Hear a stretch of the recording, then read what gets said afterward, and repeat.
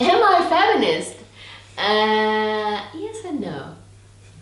I mean, I like to be a little bit of feminist because, okay, let's fight for the power, you know. What is a feminist? I mean, in the early beginnings, thank you to all the feminists who stood up for women rights, women voting rights, blah, give us this, we fight for it. If you don't give it to us, we're gonna fight for it.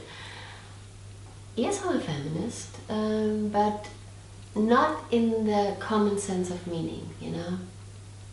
I'm not sitting there insulting the masculine. The contrary. I'm a feminist because I love the feminine.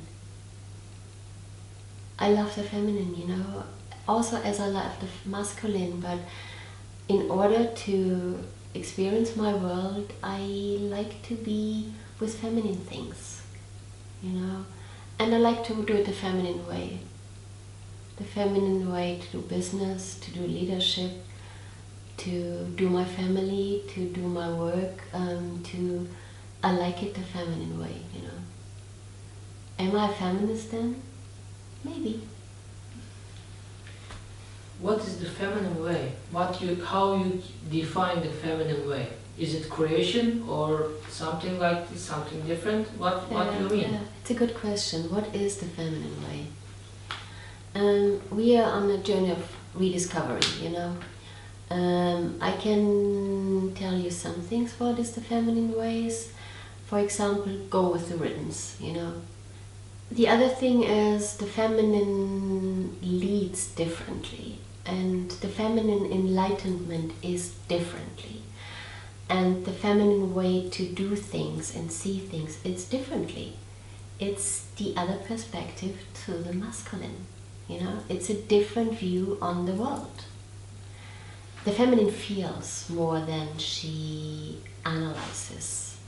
But if the feminine does not analyze, she loses herself in the lunar, you know, system. She is like all over the place. And if that masculine ability to analyze does not have this lunar, it gets too solar, you know, very dominating, very rigid, you know. So this is also a feminine way, you know, to balance that. How does the feminine lead? I think the feminine lead does not lead in hierarchy, you know, in a system where there's a boss above and the god above and all the others, you know, are below.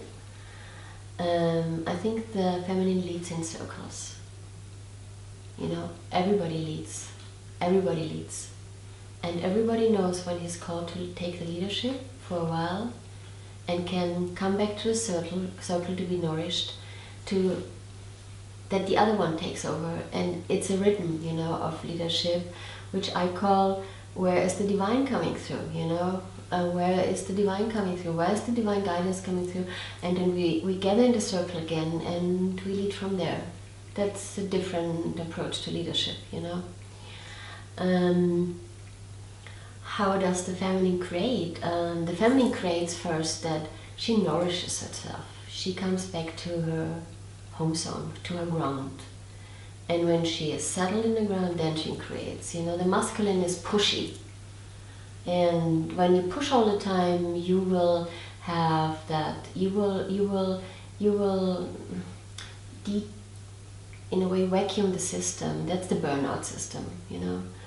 The feminine way is first nourish the system, then create. First nourish the system, then create. First collect, then give out, you know. Don't give out if you don't have anything.